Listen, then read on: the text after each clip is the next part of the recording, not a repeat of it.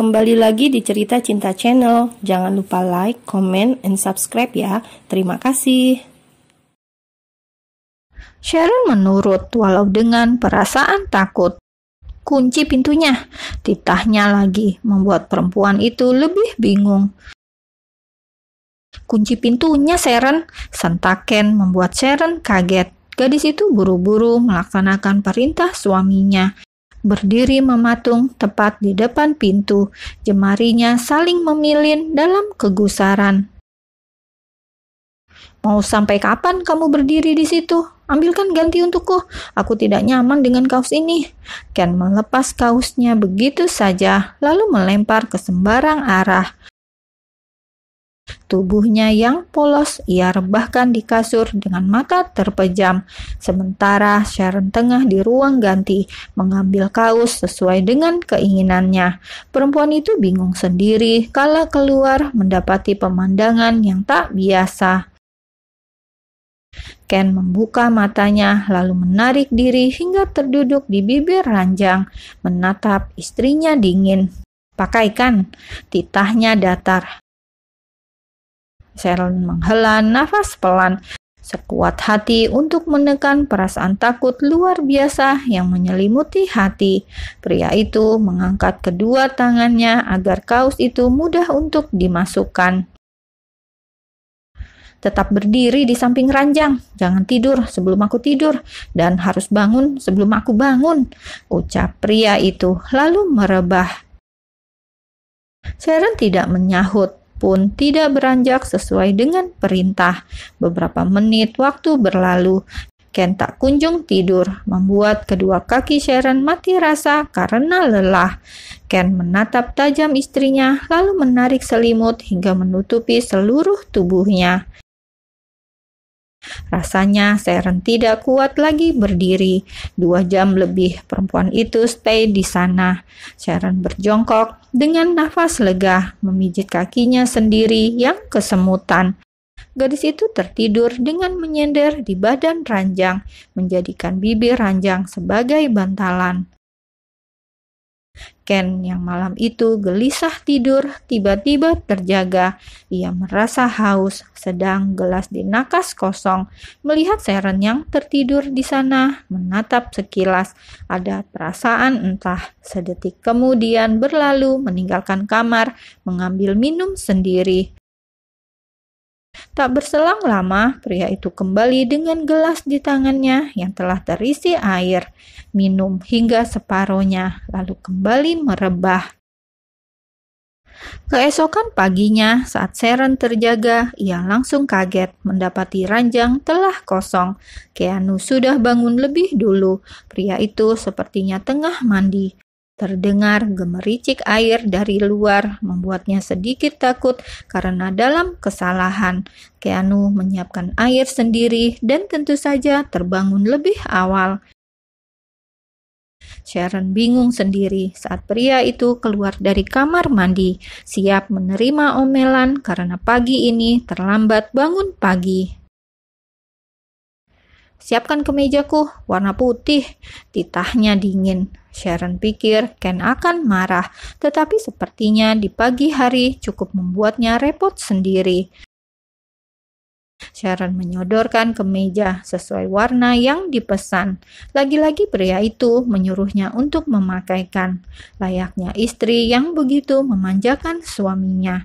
Dengan pandangan samar, perempuan itu mengancingkan satu persatu hingga selesai. Aku tidak suka dasi yang ini, ganti. Titahnya galak.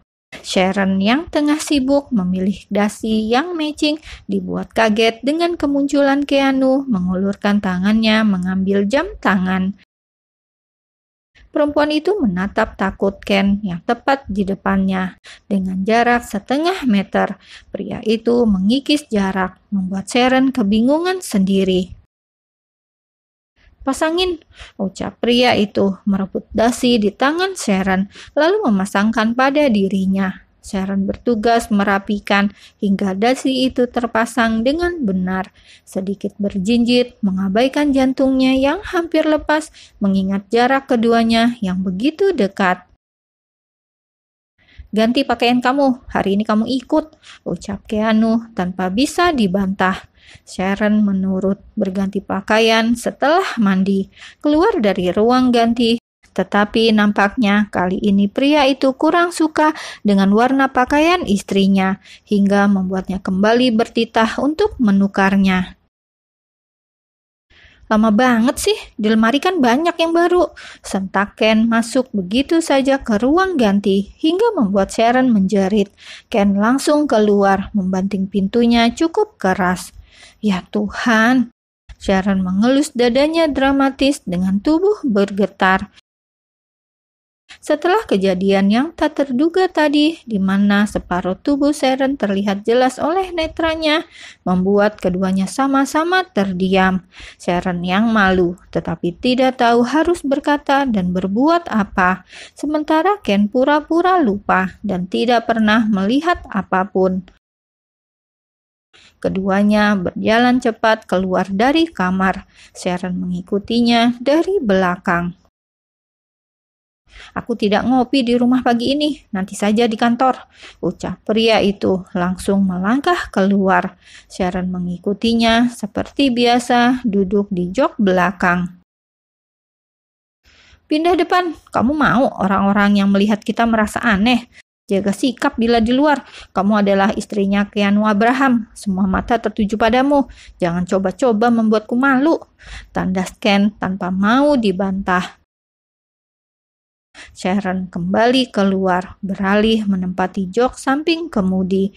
Gadis itu berusaha menarik sabuk pengaman yang mendadak susah lantaran sedikit grogi, membuat Ken langsung membantunya tanpa kata, melirik sejenak dengan wajah dingin, sebelum akhirnya mengemudikan mobilnya dengan kecepatan sedang.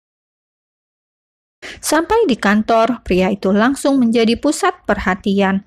Orang-orang yang berlalu lalang akan merapat memberi penghormatan selama Ken berjalan. Tentu saja pemandangan perempuan di belakangnya cukup menjadi pusat perhatian. Mesya yang pagi itu hendak mengadakan kunjungan karena ada kerjasama dengan kantornya dibuat sesak mendapati fenomena yang tak biasa ini. Mesya sengaja datang pagi-pagi untuk bertemu secara khusus dengan Ken.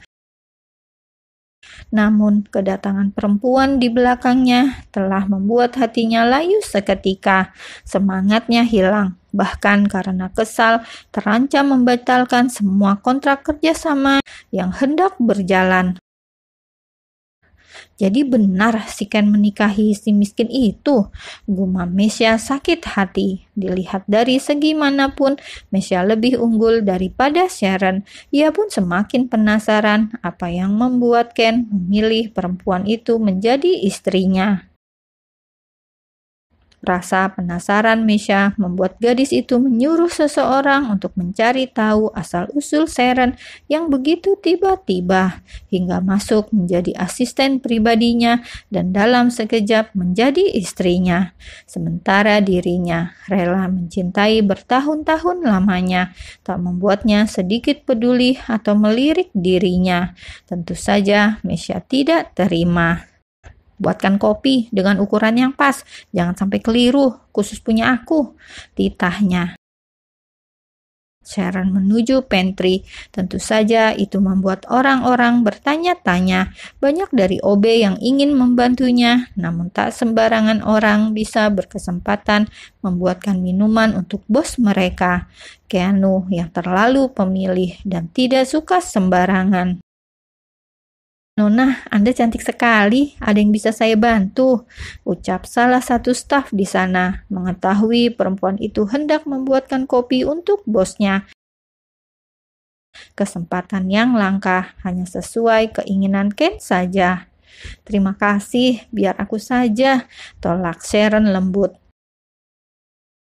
Jangan ada yang membantunya, aku hanya ingin minum kopi buatan istriku, ucap Ken tiba-tiba muncul, membuat semua orang yang mendengar merasa tersanjung dan begitu so sweet. Tentu saja pujian-pujian itu langsung ramai terdengar oleh rungunya.